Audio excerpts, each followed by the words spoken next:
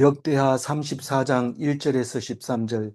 요시아가 왕위에 오를 때에 나이가 8세라 예루살렘에서 31년 동안 다스리며. 이 요시아의 이야기가 오늘부터 4일간 하고, 뒤에 남은 네 왕은 하루 만에 다 묵상을 하게 됩니다. 그래서 역대하가 끝나게 되는데, 에, 요시아는 4일을 묵상하고 히스기야는 일주일을 묵상했습니다. 그럼 누가 더 큽니까? 히스기야가 크다. 이렇지만 그건 알 수 없습니다. 요시아도 히스기야처럼 6월절 제사를 드렸는데 사사기 이후에 최고 큰 행사였다라고 얘기를 하고 있지만, 히스기야는 솔로몬 성전이 있은 다음에 가장 큰 행사였다라고 얘기함으로써 요시야가 더 큰 것 같아, 이렇게 볼 수도 있는 거죠. 그래서 우리는 어, 히스기야의 무덤만 봐도 최고 높은 곳에 썼다, 이런 걸로 보면 히스기야도 지금까지 있은 왕 중에는 가장 큰 왕이었는데 요시아가 더 크냐? 그거는 나중에 또 봐야 될 일이죠. 어쨌든 요시아는 히스기야만큼이나 잘한 왕이다. 잘했다는 건 뭐가 잘했다는 겁니까? 하나님 말씀에 집중했다, 그런 말이죠. 어, 율법주의하고는 다릅니다. 그러니까 음, 이제 잘 생각하면서 읽어야 되죠. 우선 어제 무슨 이야기를 했냐면, 히스기야는 요시아의 정조 할아버지고 할아버지는 이름이 므낫세였어요. 아버지 이름은 아몬, 음, 아몬. 아몬이고 그랬어요. 근데 이제 이 므낫세는 55년 하고 아몬은 2년 했어요. 이 2년을 왜 2년밖에 못했나 이러니까 자기도 아버지처럼 오래 할 줄 알았는데 백성들이 죽여버렸어요. 왜 죽였어요? 하나님 말씀을 안 듣고 악한 짓을 하니까 죽여버린 거예요. 그래서 우리가 내 힘으로 뭔가를 하려고 하면 아무것도 안 됩니다. 왜 안 돼? 내가 하면 되지. 근데 죽여버리는데 어떻게 할 겁니까? 어쩔 수가 없어요. 못해요. 그래서 우리는 하나님께 맡겨야 돼요. 할 수 있다고 생각하면 이미 못하는 거고, 못한다고 기죽어가지고 차라리 죽여주세요 이러면 안 죽이고 비실비실한 상태로 꽤 오래 놔두는데 나중에 보니까 잘했다고 제일 위에 묘를 써주고 이런단 말이에요. 그러니까 순종했는 게 중요한 거지. 자기가 잘하고 열심히 하고 안 쉬고 하고 막 그런다고 해가지고 하나님이 높여주는 건 절대로 아닙니다. 하나님 왜 그래요? 잘한다 그러면 지가 잘했지. 자기가 하나님 자리에 앉게 되지, 자동으로. 그러니까 그런 사람은 인정을 안 해주는 거죠. 우리는 이쯤 와가지고 뭐 부자가 천국 못 간다 이러면 그게 뭔 말인지 알아듣습니다. 전에는 부자가 천국 간다 하면 고민하고 내가 돈 벌어야 되나 말아야 되나 고민하다가 또 누가 얘기하면 부자가 못 간대 이러고 막 대들다가 막 왜 못 가? 이렇게 또 싸우다가 이렇게 하지만 지금은 우리는 그게 무슨 말인지 알기 때문에 전혀 어, 변, 동요가 일어나지 않죠. 근데 문하세는 어제 중심으로 읽은 말씀은 포로가 되었다고 합니다. 문하세가. 그 아수르에게 잡혀갔는데 바벨론에 갔다 왔다. 그 얘기를 합니다. 어, 아수르면 아수르고 바벨론은 바벨론에 아수르에서 바벨론으로 제국이 넘어가는 그 순간에는 양쪽 다 같은 나라였고 사이 좋은 나라였던 것을 알 수 있습니다. 음, 그래서 그 모나스에 가서 어떻게 했습니까? 겸손해졌습니까? 교만했습니까? 만약에 교만했다면 돌아올 수 없습니다. 그 많은 왕들 앞에서 이놈들아 내가 하나님의 아들이야 너희들이 뭐야 이러면서 막 이러면 죽여버렸을 겁니다. 근데 돌려보내는 거는 너무 불쌍해서 이거 죽이면 이 유다 백성들이 불쌍하고 이 므낫세도 불쌍하다. 이렇게 돌려보낸 낮아져서 하나님께 애원하고 애통하니까 돌려보내주는 겁니다. 그것도 모르고 뭐 하나님 앞에서 잘난 척 하면은 하나님이 칭찬해 주는 줄 알고 소 잡고 뭐 이러는데 소 양보다 소가 안 났나 이랬는데 안 났습니다. 하나님은 그거 먹어본 적이 없거든요. 그래서 우리가 어제 묵상한 거는 환란을 통해서 하나님께 돌아오는데 이건 보통 사람들이 다 그렇게 해서 하나님을 믿게 됩니다. 그러나 환란 없이 은혜로 하나님을 의지하고 그 환란이 오면 그걸 견디고 통과하면 그게 그리스도인이다라는 겁니다. 그렇다고 해서 안 죽는 거 아닙니다. 똑같이 죽지만 하나님이 인정하기는 완전히 다르게 인정한다는 거죠. 환란 없이 하나님을 만나면 큰 은혜라는 사실을 기억하고 환란이 없을 때 하나님을 떠나지 마시기 바랍니다. 환란을 당해도 돌아오지 않는 사람이 있어요. 그거는 하나님의 백성이 아닙니다. 근데 돌아오고 싶은데 뭔가 의지하고 싶은데 하나님을 모르니까 못 돌아오는 거예요. 그러니까 네가 평소에 나를 떠나면 내가 영원히 못 돌아오게 하겠다. 그 말이 그 말입니다. 돌아올 때 됐는데 뭐 아는 게 있어야지. 어떻게 하나님 앞으로 가는지 모르니까 못 돌아오는 거죠. 그러니까 우리가 평안할 때 예수 믿는 사람 무시하지 말고 따라가서 하나님 말씀에 귀 기울이고 옳은가 생각하면서 그렇게 견디다 보면 죽을 때가 가까이 오겠지만 그 죽음을 이길 수 있는 힘이 그 말씀 속에 있다는 것을 우리는 알아야 합니다. 오늘 말씀으로 돌아오면 요시아가 8세의 왕이 됐다고 합니다. 31년 동안 다스렸다고 합니다. 아버지가 2년 하다 죽었죠. 할아버지는 55년 했지요. 그리고 할아버지는 참 잘했다 소리, 정조 할아버지가 잘했다 소리 들었죠. 그렇게 들었을 때, 어, 이 요시아는 생각이 똑발라졌던 거죠. 그래서 어, 참 잘했다 하는데 오늘 이야기는 얼만큼 잘했냐? 여덟 살에 왕이 돼서 뭐 얼마나 잘했나? 어렸을 때 왕이 돼가지고 제대로 하는 게 없어요. 이 요아스도 이 6세가 돼서 7세가 돼서 왕이 되잖아요. 그런데 제사장 말을 잘 듣다가 갑자기 자기가 왕하고 싶어가지고 마음대로 막 하다가 결국은 야다. 음, 어떻게 됐어요? 요야다가 죽은 후에는. 아니, 그 백성들이 그걸 그냥 놔뒀어요? 음, 따라가서 죽였죠. 예. 음, 외국에 도망갔는데 잡아가지고 따라가서 죽여서 말에다 싣고 와가지고 장례를 치렀잖아요. 그러니까 우리가 백성은 아무도 모르는 것 같아도 하나님을 안 믿는 거는 압니다.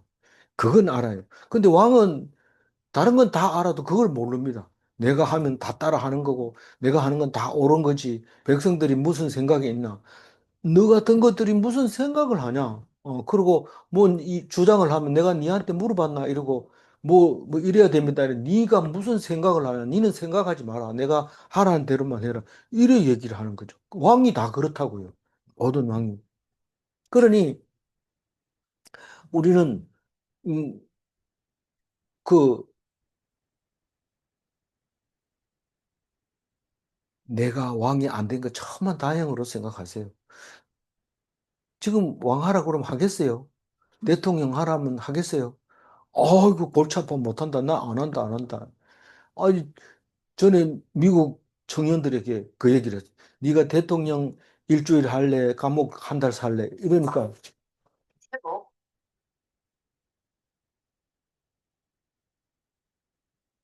어 대통령 안 한대. 골치 아프다고. 2절 읽어봅니다. 여호와 보시기에 정직하게 행하여 그의 조상 다윗의 길로 걸으며 좌우로 치우치지 아니하고. 어 여호와 보시기에 정직히 행하여 정직히 행한다는 말은 역대기를 읽으면서 정리가 됐어요. 정직히 행한다는 게 뭐예요? 율법을 잘 지킨다는 거예요. 율법을 잘 지키면 좋습니까? 나쁘지 않죠. 좋지만은 그러나 은혜는 없습니다. 정직한 정직한 것만 가지고는 은혜가 없습니다. 율법을 잘 지키면 내가 자부심이 생기고 내가 높아지고 교만해지면서 남을 정죄하면서 안 지킨다고 하고 그럽니다. 내가 남을 안 본다 하더라도 내 혼자만 본다 하더라도 왜 이렇게 무거운 짐을 나에게 줍니까? 하나님께 그렇게 기도할 뿐만 아니라 내가 이렇게 했는데도 하나님은 나를 무시한다. 이러면서 은혜는커녕 원망을 하게 됩니다.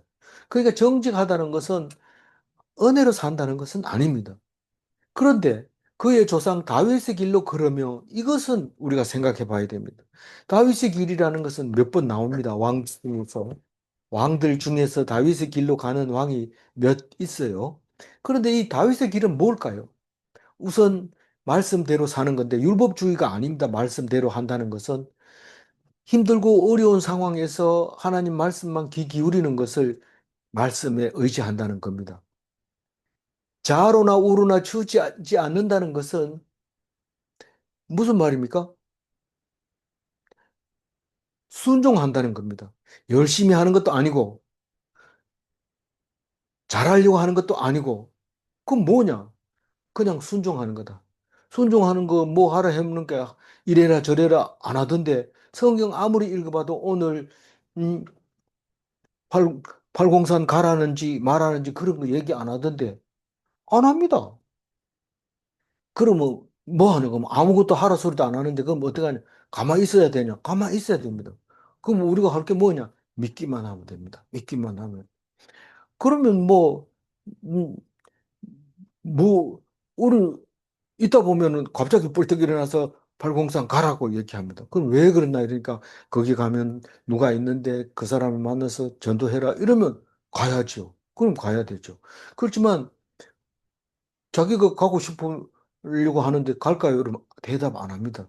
하나님이 가라고 했을 때 가야 되죠. 그게 순종이죠. 어, 근데 다윗의 길은요,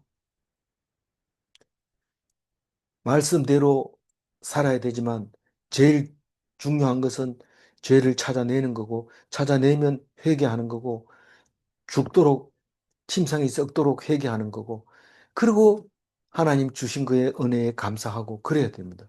그래서 하나님은 찌질한 이스라엘 다윗에게 내가 영원한 왕위를 너의 자녀에게 아들에게 주겠다고 약속을 하잖아요. 뭐 대단한 사람한테 약속한 게 아니고 찌질한 사람에게 약속을 하는 거예요, 하나님. 근데 그걸 이루어 줍니까? 안 이루어 줍니까? 이루어 주잖아요. 그래서 예수님이 오잖아요. 3절 읽어봅니다. 아직도 어렸을 때, 곧 왕위에 있은 지 8년에 그의 조상 다윗의 하나님을 비로소 찾고 제12년에 유다와 예루살렘을 비로소 정결하게 하여 그 산당들과 아세라 목상들과 아로새긴 우상들과 부어 만든 우상들을 제거하여 버리며 오늘 이 3절 얘기가 계속 반복되는 것처럼 느껴져요. 뒤에 읽어보면. 이 8살에 하나님을 찾고, 아니, 요시아 8년에, 16살. 요시아 8년은 16살입니다. 16살에 하나님을 찾고, 요시아 12년에 20세가 됩니다. 20세가 되니까 그때서 비로소 나라를 정결하게 합니다. 그리고 몇 년 있다가 8절에 보면 요시아 18년에 나이가 26세가 돼서 그제서야 성전을 정결하게 합니다. 10년 동안 나라를 깨끗하게 청소하고 10년 지난 뒤에 성전이 허물어졌는 대들보가 무너진 거 새로 세우고 담장이 무너진 거 새로 세우고 음, 제단이 흐트러진 걸 똑바로 세우고 그렇게 하는 것을 18년에 나이가 26살이 돼서 비로소 하게 됩니다. 오늘은 음, 그러니까 세 가지 얘기하는 거죠. 8년째 있었던 일, 12년에 있었던 일, 18년에 있었던 일 세 가지 이야기를 합니다. 내일은 어 힐기야가 두루마리 성경을 찾아내는 것을 이야기하고 있는데 그 두루마리 성경 찾은 게 요시아에게는 음, 이, 그 히스기야 터널만큼 우리의 기억에 남아 있습니다. 요시아가 그 성경을 발견하고 옷을 찢으면서 애통해하는 이야기가 내일 나오는데 오늘은 요시아가 세 번 하나님 앞에서 변화를 일으키는데 그거를 말하고 있습니다. 8년이 되면 16살이 돼서 하나님을 찾았다 이 말은 내가 하나님 말씀대로 살아야 되는데 지금 하나님이 우리에게 어떤 말씀을 하시는가?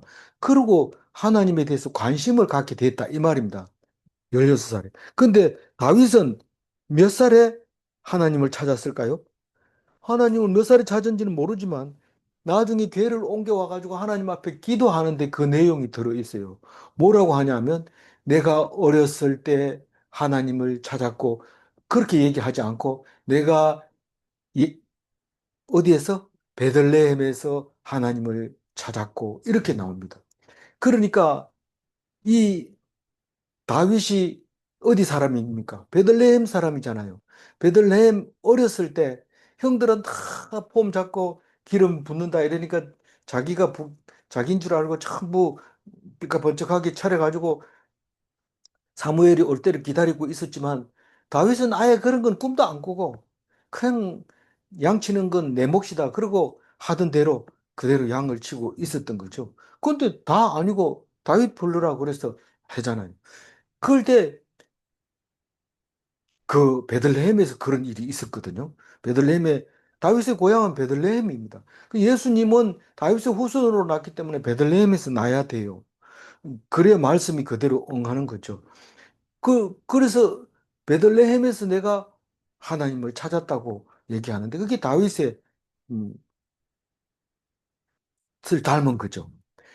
그리고 12년에 20세가 돼서 나라를 정결하게 했다는 말은 20세가 되면 백성들에게 훈계할 수 있고 명령할 수 있고 음, 그렇게 할 수 있다는 거죠. 그래서 유다도 예루살렘도 깨끗하게 치웁니다.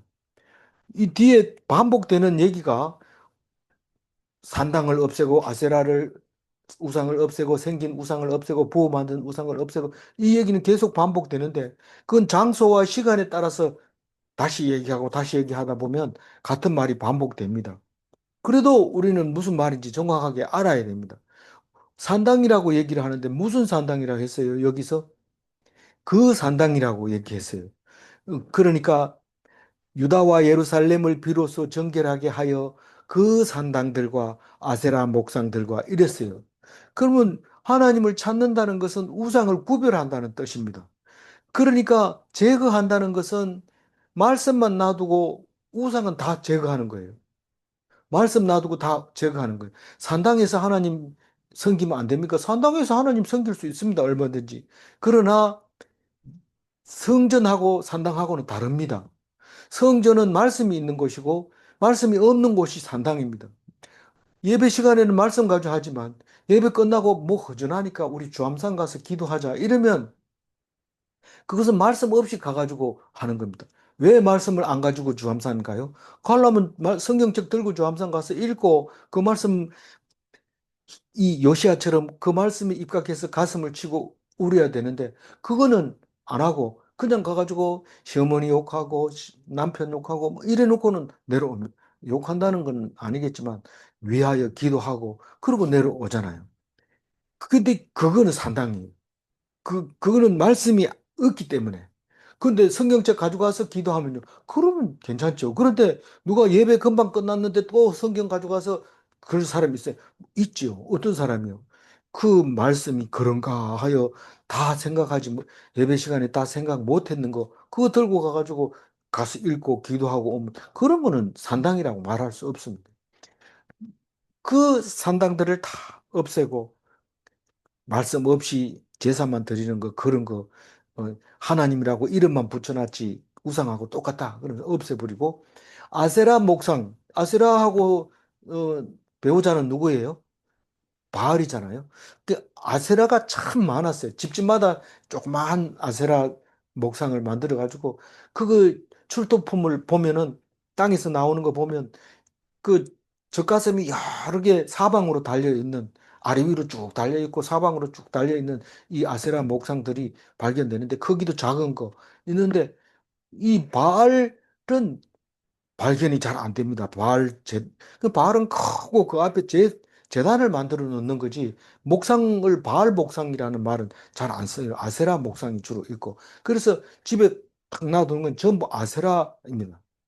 뭐 이 우상이나 사람이나 여자는 많고 좀 작고 남자는 크고 좀 숫자가 적고 뭐 이렇게 하는 모습을 볼 수 있습니다. 아로새긴 우상들이라고 하는 것은 뭐냐면 정성 들여서 조각 칼로 이렇게 깎아서 뭐 눈썹도 그리고 주름도 그리고 이런 글을 아로새긴다고 그래요. 그렇게 정성 들여 만드는 우상, 아무데도 없는 유일한 우상 이런 것들을 다 없애버리고 부어 만든 우상은 싸구려죠. 막 이렇게 틀을 만들어서 부어가지고 막 찍어내는 건데 그런 우상들도 음, 많이 없애버렸어. 어디에서? 유다와 예루살렘에서 누가 요시아가 언제 20살에 없앴다. 4절 읽어볼게요. 무리가 왕 앞에서 바알의 제단들을 헐었으며 왕이 또 그 제단 위에 높이 달린 태양상을 찍고 또 아세라 목상들과 아로새긴 우상들과 부어 만든 우상들을 빻아 가루를 만들어 제사하던 자들의 무덤에 뿌리고 이 우상이 얼마나 질긴지 사람에게 거머리처럼 달아붙어가지고 안 떨어집니다. 앞에 왕들이 다 치웠다 했는데 어느새 붙어가지고 여전히 그대로 있는 것을 우리가 발견할 수 있게 됩니다.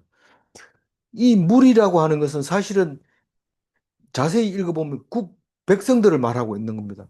백성들이 왕 앞에서 바알 제단을 걸었다. 바알은 제단을 세워놓고 그 앞에 우상 큰 거 하나 놔두고 사람들이 모여서 제사드니 아세라처럼 집에 갖다 놓고 드리는 게 아니고 그렇게 헐어버리고 그 제단 위에 높이 달린 태양상을 찍고 바알만 있으면 괜찮은데 바알 가지고는 성이 안 차는 거예요. 태양상 그거 우리 바알 옆에 갖다 놓으면 복을 배로 받는다. 그렇게 생각하고 갖다 놓는 거예요. 이 태양상이 이때만 그런 게 아니고 천주교 예수님이 오시고 난 다음에 카톨릭에서도 십자가 위에다가 태양상을 달아가지고 이 교황이 그걸 들고 금으로 만든 거 들고 검 옷을 입고 탁 지나가면 멋있죠. 그냥 말로 십자가 특히 가톨릭에서 얘기하는 벌거벗고 십자가 달린 예수님 형상 그대로 그걸 들고 가면 누가 그 따라오겠어요? 아, 시급함죠. 나는 저런 거 싫어 이러면서 도망가죠. 근데 태양상을 만들어 놓고 이렇게 하고 행진을 하면 따라오는 거죠. 그렇게 왜 그걸 만들어요? 사람들이 좋아하니까 갑니다. 그래서 우리 좋아하는 얘기 안 하고 하나님 말씀만 가지고 있으면 안 옵니다. 10년이 지나도 묵상 자리에 사람이 없는 거죠. 그렇게 음, 어렵다는 겁니다. 왜냐하면 그보다 더 좋은 거 얼마나 많은데 왜 거기 가가지고 고생하면서 스트레스 받을 일이 뭐가 있겠어요? 이, 이 우상이 거머리보다도 더 질기게 달라붙어 있는 것을 볼 수 있습니다. 어떤 사람은 우리가 이게 우리 얘기라면 바알이 누구고 아세라가 누군가 이렇게 생각해 보는데 그건 제가 말할 수 없어요. 얼마든지 말할 수 있지만 그 얘기하면 다 이상하게 들리기 때문에 말 안 합니다. 어쨌거나 이 재단 우상은 안 떨어집니다. 우리 몸 딱 붙어 있어요. 그리고 여전히 아세라 목상 아로새긴 우상들을 부어 만든 우상 이거는 앞에 있는 거하고 3절하고 4절하고 뭐가 다릅니까? 앞에 거는 왕이 한 거고 왕이 유다와 예루살렘에 한 거고 이 4절은 모든 백성이 무리가 자기들 자기한테 있는 거를 어디에서 왕 앞에서 하고 있다는 거예요. 왕 앞에서. 왕이 보는 데서 다 없애는 거예요. 그러니까 3절은 왕이 이 유다와 예루살렘에서 했고 4절은 전체 사람 백성들이 그렇게 바알 제단을 헐고 태양상들을 찍고 아세라 목상과 아로새긴 우상과 부어 만든 우상을 빻아가지고 가루를 만들어서 제사하던 자들은 누구냐? 저기 땅에서 자고 있는데요. 그 위에다 뿌려. 그래서 그 죄를 그 무덤 위에다가 다 뿌린 거예요. 그건 뭐 어땠어요? 우리 기독교인은 그걸 보고 아무것도 아닌 것처럼 느껴지지만 하나님 안 믿는 사람, 이거 이제 거짓 큰일 났다. 그 무덤 위에다가 그 죄를 우상의 죄를 뿌렸으니까 그 집 이제 후손들이 다 망한다. 그리고 벌벌 떨고 걱정하고 있는 그런 모습입니다. 백성들이 본, 왕이 보는 앞에서 백성들이 그렇게 하고 있는 겁니다. 5절 읽어볼까요? 제사장의 제사장들의 뼈를 제단 위에서 불살라 유다와 예루살렘을 정결하게 하였으며 그것도 부족해서 무덤을 파서 그 뼈를 가져와가지고 태워가지고 그거를 그 우상의 제단 위에다 탁 뿌린 거예요. 그러니까 소름 끼치죠. 소름 끼친데 우리 기독교인은 뭐 소름 끼칠 필요도 없습니다. 그건 뭐 너희들이 그렇게 한다고 해서 하나님이 못하는 거 없고 우리는 하나님을 믿으니까 아무 상관이 없게 되는 거죠. 그거 누가 했어요? 예, 그, 요시아가 보는 앞에서 무리들이, 백성들이 그렇게 한 겁니다. 6절 읽어봅니다. 또 므낫세와 에브라임과 시므온과 납달리까지 사면 황폐한 성읍들에도 그렇게 행하여 이 므낫세와 에브라임은 북이스라엘 아닙니까? 시므온은 남유다 가운데 있다 할지라도 납달리는 저기 갈릴리 호수 북쪽에 있는 겁니다. 그 북이스라엘도 누가 갔다는 거예요? 요시아가 갔다는 거예요. 가가지고 딱 보는데 무리들이 백성들이 그거를 음, 우상을 쌓고 음, 그 무덤들을 파헤치고 죄를 뿌리고 그런 거를 요시아가 보는 앞에서 했다는 겁니다. 북이스라엘에 가서 그럼 북이스라엘은 어떻게 된 건데 벌써 망한 지 100년이 넘었어요. 언제 망했다고 그랬어요? 히스기야 때 이미 히스기야 3년에 망해버린 거예요. 그리고 그 55년 한 사람이 누굽니까? 므낫세가 55년 하고 이러면서 세월이 지나가지고 지금 거의 100년 가까이 이제 100년 넘게 지금 세월이 지났습니다. 그러니까 북이스라엘은 왕이 없어요. 없으니까 신앙적으로 요시아가 할 수밖에 없어요. 그래서 순찰하면서 백성들이 보는 앞에서 우상을 싹 섬겼다고 얘기를 하고 있습니다. 7절 읽어볼까요? 제단들을 허물며 아세라 목상들과 아로 새긴 우상들을 빻아 가루를 만들어 온 이스라엘 땅에 있는 모든 태양상을 찍고 예루살렘으로 돌아와. 그러니까 북이스라엘 가가지고 왕이 있는데 그 앞에서 무리들이 그거를 했는데 왜 황폐했다고 그래요? 그 성읍들이 왜 황폐했다고 그래요? 하나님을 안 섬기면 다 황폐하고 불결하고 그렇다는 거예요. 근데 하나님 앞에 제사를 드리고 하나님 앞에 서 있으면 깨끗하다고 얘기를 합니다. 우리는 부정한 사람은 여기 들어올 수 없어 이러면은 나 깨끗하게 어제 목욕했는데 그게 아니고 하나님 앞에서 깨끗한 오히려 피를 온데 발라가지고 와야 깨끗하답니다. 그 왜냐하면 희생 제물을 피를 뿌리면서 정결하게 했기 때문에 오히려 그런 사람은 정결하다고 그러고 목욕했는 거 가지고는 안 됩니다. 그건 더럽다고 그럽니다. 그 위에다 피를 뿌렸을 때 정결하게 됐다는 것을 볼 수 있습니다. 그래서 예, 하나님 믿는 사람은 뭔가 냄새가 틀려요. 피 냄새가 나고, 뭐, 피가 오래되면 어떤 냄새인지 푸주간에 가보면 냄새가 대충 나지요. 그런 냄새가 나는 거죠. 푸주간 냄새. 뭐, 기분이 별로 좋지는 않지만, 그런 냄새가 났는데, 그걸 다 태양상을 찍고 아세라 상이 없어지는 것을 보고, 어디로 왔다? 예루살렘으로 왔다. 8절 읽어봅니다. 요시아가 왕위에 있은 지 18째 해에 그 땅과 성전을 정결하게 하기를 마치고 그의 하나님 여호와의 전을 수리하려 하여 아살랴의 아들 사반과 시장 마아세야와 서기관 요아히스의 아들 요아를 보낸지라. 요아스의 아들 요아를 보낸지라. 이 8절 말씀은 역사학자들이 참 이런 글을 좋아해요. 그 왜 좋아하냐 하면 아살랴의 아들 사반이 누구냐? 그 전에 이 일을 하던 사람이다. 저 일을 하던 사람이다. 시장 마가세야가 누구냐? 선지자를 괴롭히던 사람이다. 이 서기관 요아스의 아들 요아가 누구냐?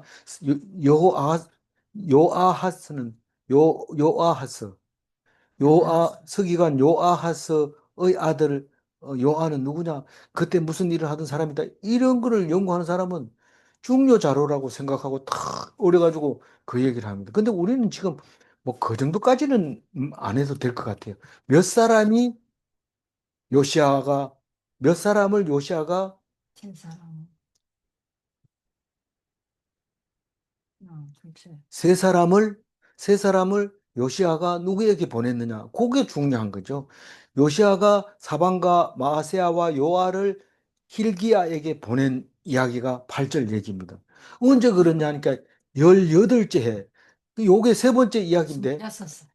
예, 26살 때 어, 18년부터 18년까지 10년 동안 성전 청결하게 하고 이스라엘 땅 청결하게 하고 그리고 26살이 돼서 우리가 뭐 북이스라엘 갔다 왔다 하니까 하루 만에 갔다 온 줄 알지만 사실 1박 2일 가지도 안 되고 몇 달 걸리기도 하고 그랬다고 볼 수 있는 거죠. 하여튼 10년 안에 다 한 겁니다.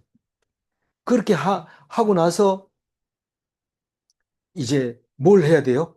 세 번째로는 이제 18년 돼 가지고는 성전을 수리를 해야 돼. 수리. 그래서 이제 수리하는 얘기를 합니다. 하는데 어 성전 여호와의 전을 수리하려 하여 이렇게 세 사람을 보낸다. 어디로 보내느냐? 9절 읽어봅니다. 그들이 대제사장 힐기야에게 나가 전에 하나님의 전에 헌금한 돈을 그에게 주니 이 돈은 문을 지키는 레위 사람들이 므낫세와 에브라임과 남아있는 모든 이스라엘 사람과 온 유다와 베냐민과 예루살렘 주민들에게서 거둔 것이라. 예. 그 전에 막 나오니까 어디가 어디인지 모르는데 앞에 전에는 앞전자고 뒤에는 성전 할 때 전자고 그러니까 하나님 성전에 헌금한 돈이다. 이렇게 얘기합니다. 하나님 성전에 헌금한 돈은, 어, 히스기야 때 헌금한 거냐? 뭐, 제 생각에는 히스기야 때 유월절 지킬 때 너무 많이 가져와서 더미를 이렇게 쌓아놨는데 그 방을 만들어서 거기다 넣으라 했어요. 곡간을 만들어 넣으라 했어요. 그게 그거 아니냐? 이 헌금이라는 거는 구약 성경에 3번 나오는데 민수기에 군인들이 헌금한 거 하나 있고 나머지는 이 역대기에 2번 나오는데 오늘 그게 헌금 얘기입니다. 근데 그러니까 돈이 어디서 났느냐 이러니까 그 전에 헌금한 돈이다. 근데 왜 왕궁에 가 있느냐? 성전에 안 있고 지금 왕궁에 있는 돈을 왕이 hilki야에게 돈을 보내는 거예요. 헌금을 한 돈을 hilki야에게 주니 이 돈이 무슨 돈이냐 하면 레위 사람들이 거두은 돈이다. 레위 사람이 누구에게 거두었나 하면 므낫세와 에브라임과 남아있는 이스라엘 사람과 온 유다와 베냐민과 예루살렘 주민들에게 거둔 거다. 언제 거뒀느냐는 얘기 안 했지만 지금 20년 됐는데 뭐 거둔 돈이 있어요. 지금 청소하느라고 바쁜데. 그러니까 히스기야가 6월절에 거둔 돈 그때 일 가능성이 있습니다. 왜냐하면 북이스라엘이 내려와서 헌금할 수 있었던 것은 30장 18절에 에브라임과 므낫세와 이사갈과 스불론의 많은 무리들이 내려와서 헌금했다. 헌금할 때 정결하게 하지 않고 제사를 먹어가지고 히스기야가 기도해서 하나님께 용서받은 거, 치유받은 거, 깨끗하게 된 거, 그거 우리 알고 있잖아요.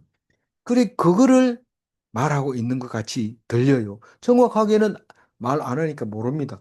에브라임, 므낫세, 북이스라엘 맞고 남아있는 이스라엘 사람들 그때 오라고 했을 때 왔는 사람들 그 얘기를 하고 있는 것 같아요. 그러니까 그 돈을 왕궁에 놔뒀다가 다시 성전을 수리하기 위해서 hilki야에게 돈을 보냅니다. 그러면 hilki야는 그 돈을 어떻게 했을까요? 10절 읽어봅니다. 그 돈을 여호와의 전 공사를 감독하는 자들의 손에 넘기니 그들이 여호와의 전에 있는 일꾼들에게 주어 그 전을 수리하게 하되 그러니까 왕이 hilki야에게 보내고 hilki야는 감독하는 일하는 사람을 뽑아가지고 그 감독하는 사람에게 돈을 주니까 이 감독은 또 누구를 줍니까? 일꾼들에게 줍니다. 그 일꾼이 누구냐? 11절 읽어보면.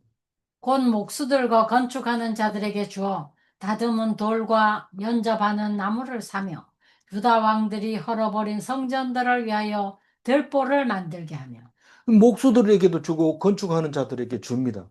그러면 그 사람들은 임금비 제하고 나머지 돈 가지고 재료를 사는데 돌을 탁 각돌을 만들어 놓고 파는 데가 있어요. 그래서 그 돌을 사가지고 와서 성전을 수리를 하는 거죠. 다듬은 돌을 사는 데 들어가고 또 연접하는 나무를 사며 이때 건축은 이 돌과 돌 사이에 그냥 얹으면 덜그덕거리고 안 맞습니다. 그래서 반드시 그 나무를 끼워 가지고 움직이지 않도록 딱 해서 쌓으면 나무도 썩지 않고 돌도 든든하게 무너지지 않고 서 있다는 겁니다. 그래서 연접하는 나무를 사며 또 유다 왕들이 헐어버린 성전들을 위하여 들보를 만들게 하며 착한 왕도 많지만은 이 솔로몬 성전을 헐어버린 왕들이 많습니다. 첫 번째로 누가 그랬어요? 다른 사람들이 그 성전을 다 뜯어가 버렸잖아요. 다 뜯어가 가지고 새로 성전이 아니고 그 재단, 번제단을 노수로 되어 있으니까 솔로몬이 만든 건 다 뜯어가고 새로 또 거기다가 놓은 거예요. 크기가 같다는 얘기도 안 해놓고 새로 지었다 이렇게 재단을 새로 만들며 이렇게 했으니까 그 다음에는 정확하지 않습니다. 어쨌든 그 재단도 이제 그 만들었을 거고 무엇보다도 들보가 무너질 정도로 다 흘러버린 거예요, 성전은. 제사를 안 지내니까요.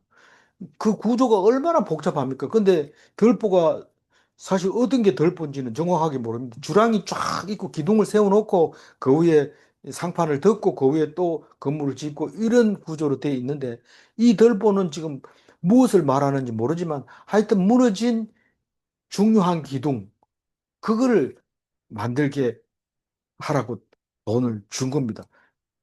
목수들과 건축하는 자들에게 줬어요. 그런데 일을 잘했습니까? 못했습니까? 성실하게. 12절 읽어봅니다. 그 사람들이 성실하게 그 일을 하니라.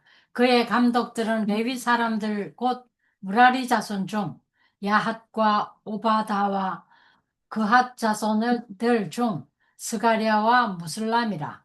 다 그 일을 감독하고 또 악기에 익숙한 레위 사람들이 함께 하였으며 이 성실하게 하는 레위인들을 감독으로 주고 감독 말고 또 하나를 더 이야기합니다. 공사 감독이 있는가 하면 성가대하고 두 가지를 줍니다. 공사 감독은 레위인 중에서 머라리 자손이 있고 그핫 자손이 있는데 머라리 자손 레위 아들이 머라리고 그핫이고 그렇죠. 그 아들들이 그 자손들이 야핫 머라리 자손은 야핫 오바다 그핫 자손은 스가랴 무술람 이렇게 네 사람이 공사 감독으로 어, 임명이 돼서 그 돈이 감독들에게 흘러 들어갔습니다. 그리고 옛날이나 지금이나 마찬가지입니다. 일을 할 때는 일만 못합니다. 지루하고 졸립고 힘 빠지고 그럴 때 옆에서 노래를 불러주면 힘이 납니다. 모내기 할 때도 노래 부르는 게 있고 벼벨 때도 부르는 게 있고 심지어는 농악대들이 농사 짓는 데 가가지고 쿵짝거립니다. 물론 그 소리를 들으면서 열심히 일하는 사람도 있지만 그 소리 듣느라고 일 안 되는 사람도 있어요. 있기는. 뭐 오늘 성실하게 한다 했지만 나중에 가보면 성실하게 안 하고 돈을 빼돌린 사람이 있더라. 오늘 성경에는 있는 게 아니고 하여튼 뭐 그렇게 말할 수도 있어요. 그러니까 성경을 읽을 때 정신 차리고 읽어야 되지 무슨 말인지 모르고 그냥 막 읽어버리면 안 됩니다. 그 성가대가 있어가지고 음, 공사할 때 노래를 부르기도 하고 막 시끄러운 작업을 할 때는 나팔을 불고 또 심벌전을 치고 그리고 조용한 일을 할 때는 노래를 부르고 그 찬양대가 그렇게 이 찬양에 전임합니다. 일할 때만 그런 게 아니고 밥 먹을 때도 그렇죠. 그래서 저 유럽 쪽에 가서 밥 먹을 땐 꼭 생음악이 있는데 가가지고 들으면 가격이 밥값이 비쌉니다. 똑같이 오므라이스 먹는데 어떻게 여기는 더 비싸냐?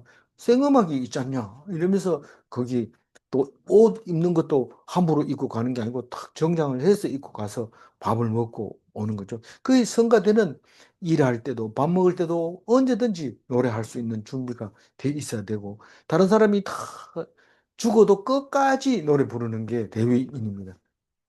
그래서 성가대가 얼마나 중요한지 몰라요. 어, 전쟁할 때도 나팔 불고 악기를 메고 가고 그렇죠. 마지막 13절 읽어볼게요. 그들은 또 목도꾼을 감독하며 모든 공사 담당자를 감독하고 어떤 레위 사람은 서기와 관리와 문지기가 되었더라.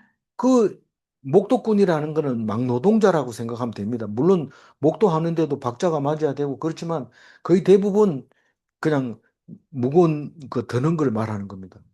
그거를 누가 누구를 들으라, 어디로 옮겨라, 어디다 쌓아라 이렇게 하는 게 공사 감독입니다. 공사 담당자가 그걸 딱 보고 이래라 저래라 그렇게 하죠. 그리고 서기는 그걸 기록하는 거죠. 오늘은 돈 몇 개 쌓았다, 뭐 몇 개 남았다, 뭐 이런 거 적어 놓고 관리는 경비도 지출하고 자재도 관리하고 그런 거죠. 문지기는 공사장 경비를 써야죠. 뭐 이런 사람은 위험하니까 들어오지 마세요.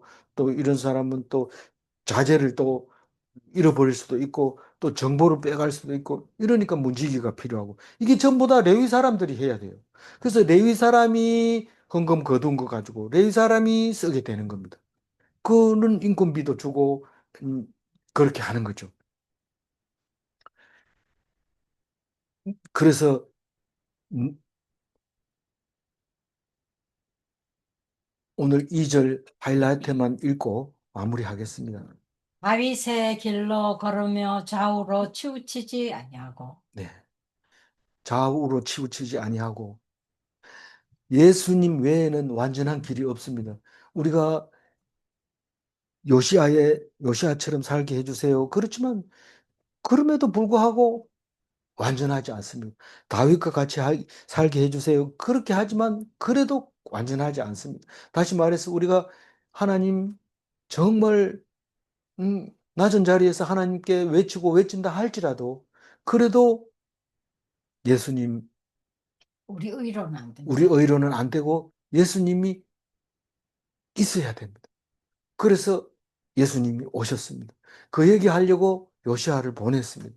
내가 요시아 일진데 하나님 앞에 온전히 이 영원한 왕 다윗이 있음으로 해서 우리의 어떤 잘못이 있을지라도 하나님 앞에 문제 해결이 됩니다. 안 그러면 어떻게 해요? 안 그러면 어떻게 해요? 우리 불교식으로 얘기하려면 그 죄를 가가지고 다 조사받아야 돼. 조사받아요. 처음부터 끝까지. 그럼 우리는 살아남을 길이 없어요. 근데 예수님이 오셨기 때문에 걱정할 필요 없다. 오직 말씀만 붙들면 해결이 됩니다. 질문합니다. 첫 번째 질문. 예수님은 다윗의 약속으로 오셨습니까? 네. 질문해야 되는데 까가 아니고 다로 끝났어요. 예.